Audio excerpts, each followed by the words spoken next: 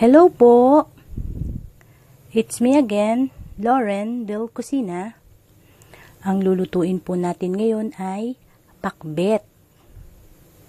Pakbet Tagalog. Ito po ang ating mga sangkap na gagamitin. Meron tayong bawang, sibuyas. Ang bawang natin ay mga isang ulo ng bawang, 2 sibuyas, 3 kamatis, at isang maliit na luya na dinikdik na po yan. Meron din po tayong dry na hipon. Ayan po, dry po yan. Ayan po yung available po sa akin ngayon na nandito po sa bahay. Dry na hipon, kaya ihahalo ko na rin po ihahalo ko na rin po sa pakbet. Tapos paminta. Tapos isang spoon na patis. At 2 kutsarang bagoong alamang. Ayan. Kayo na rin po ang magtansya ng patis nyo kung anong dami po. Meron din po tayong pork. Yung pork po natin, 1/4 po to. Hiniwa ko na, pinakuluan ko na po siya kanina sa isang basong tubig na may asin at paminta. Ayan po, pagkakulo po at medyo na po siya, medyo malambot na po, hiniwa ko po ng maliliit na slice. Ito na po yun. Ayan. Lagay din po natin yan. Tsaka isang talong. Binabad ko na po siya sa tubig para hindi po siya mangitim. Isang pirasong talong lang po yan. In-slice ko po. Ayan. Tapos 2 tali ng sitaw. Ayan. Ito po. 2 tali po. At ito po, kalabasa. Kalahati po yan. Yung isang buong kalabasang maliit po, kalahati lang po yung nilagay ko. Hiniwa ko po ng maliliit. Tsaka isang malaking ampalaya. Ito po yun. In-slice ko na rin po yung ampalaya ng, ayan, medyo malalaki po ng konti. Ayan. At 2 tali na okra. Ayan. Okra po yan. Ayan. Nagsisimula na po tayo magluto. Ayan. Painitin po natin ang ating,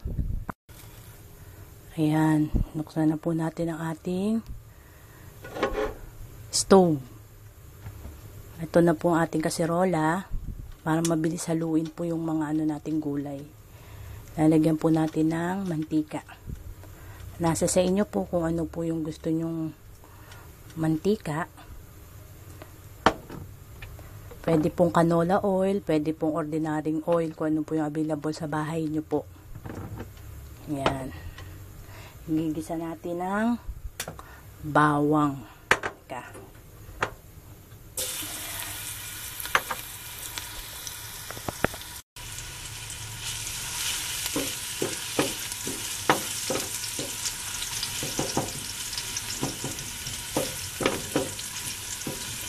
Ayan.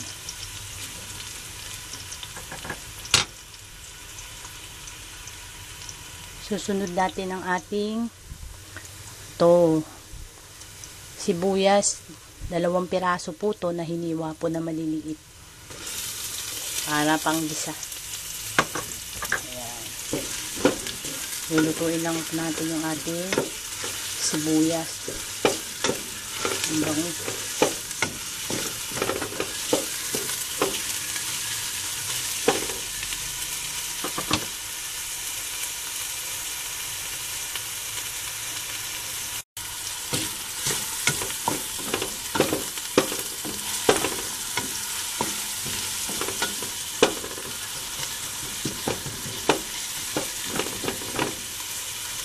Ayan, medyo luto na po medyo luto na po ang ating sibuyas. Ilalagay natin ang ating kamatis. Ayan.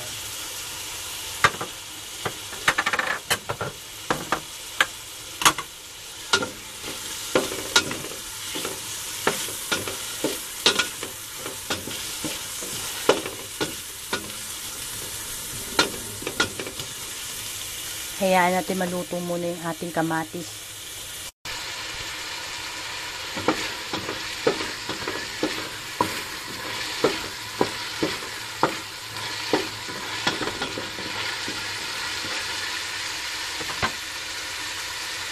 Ayan, isunod na natin ang ating luya.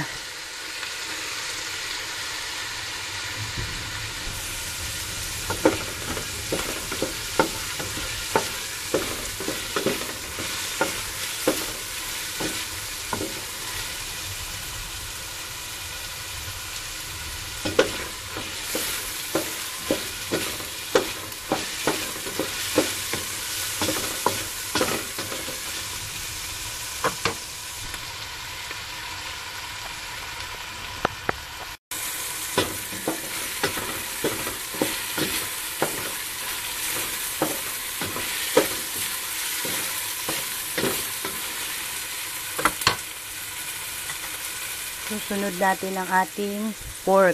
Ayan.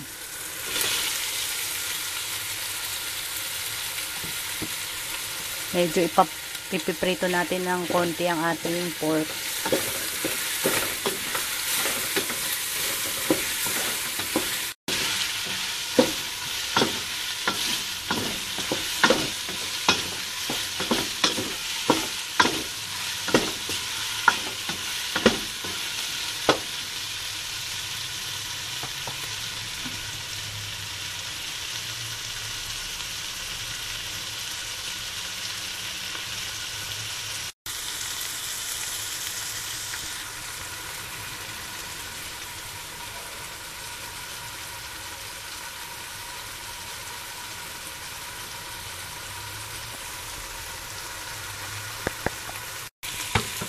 Ayan, maglalagay tayo ng bagoong alamang.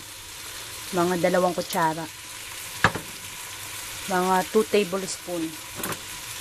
Pero kayo na rin ang magtansya, baka mapaalat po.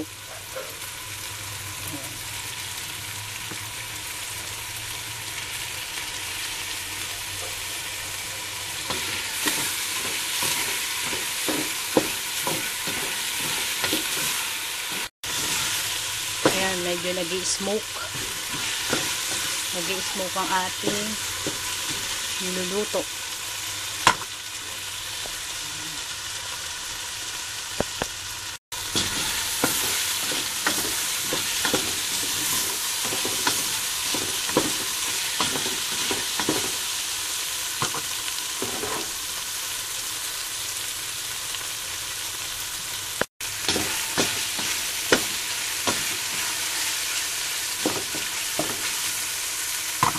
Natin ng 1 baso tubig or 1 cup water.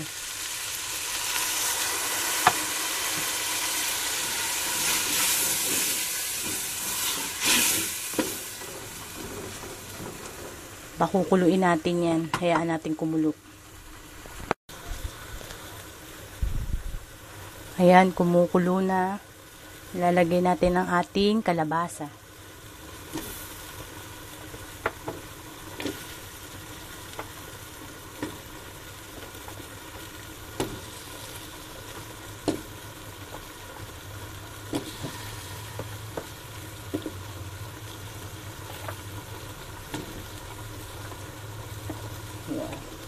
Medyo haluin natin. Hintay. Hayaan natin lumambot ng konti yung kalabasa natin.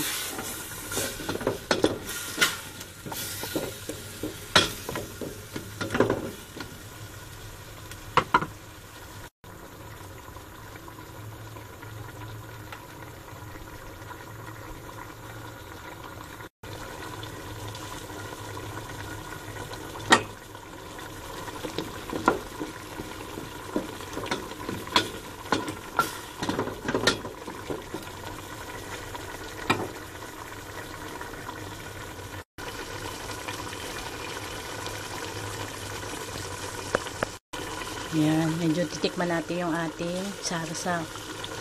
Ayan.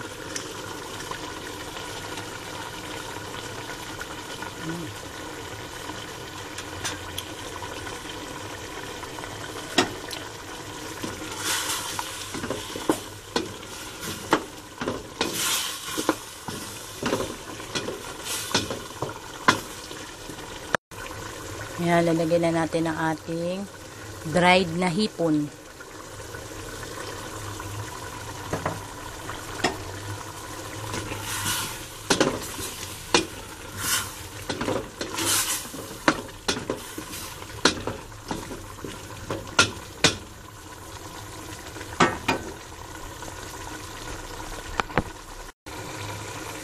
Ayan, napansin natin, medyo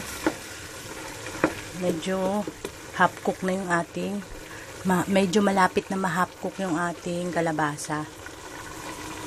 Lalagay natin yung sitaw.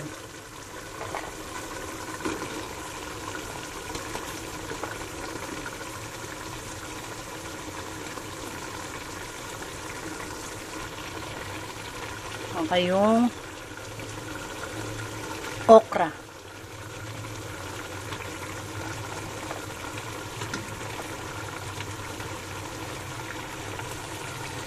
Yan. Haluin natin. Yan. Napansin nyo po, ihuhuli ko pong ilagay yung ampalaya. Kasi, pag nilagay nyo po yung ampalaya, huwag nyo na po siyang hahaluin kasi lalo pong papait yung ampalaya. Ayan, susunod ko na yung yung isang talong na in-slice ko. Ayan.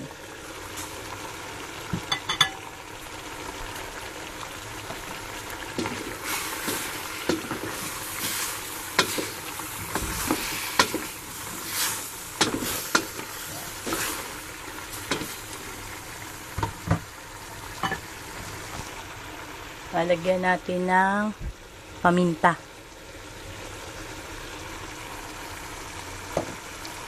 Hindi na po tayo maglalagay ng iodized salt or salt kasi maalat na po yung bagoong at saka imbis na ampalaya pa, imbis na salt po ilagay natin, konting patis po. Yan. Ngayon, wag na po kayong mag-add ng salt. Okay na po yan.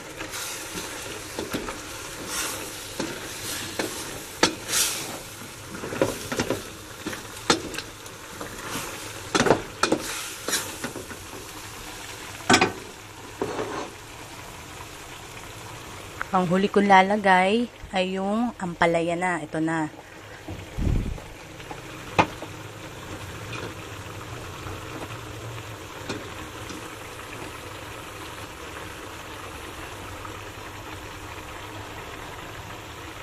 Yan. Isang halo lang po yan para lang po umilalim yung ampalaya natin at maluto. Isang halo lang po. Ilagay lang po natin ng ayan.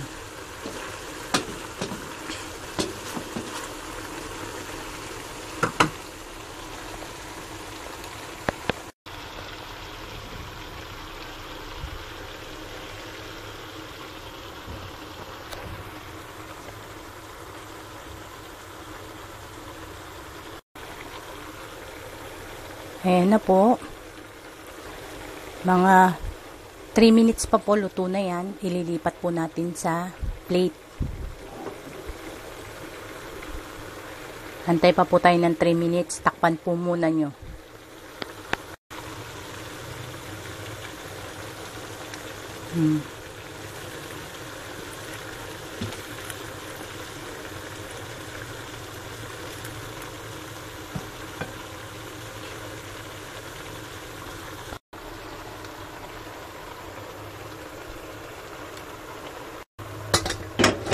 Ayan.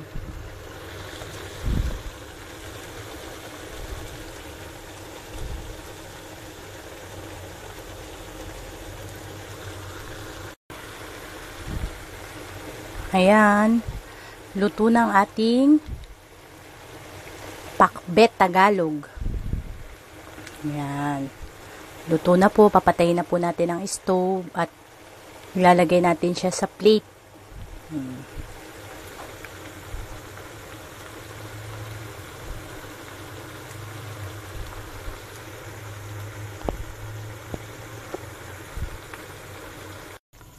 Ayan, ilagay natin sa plate.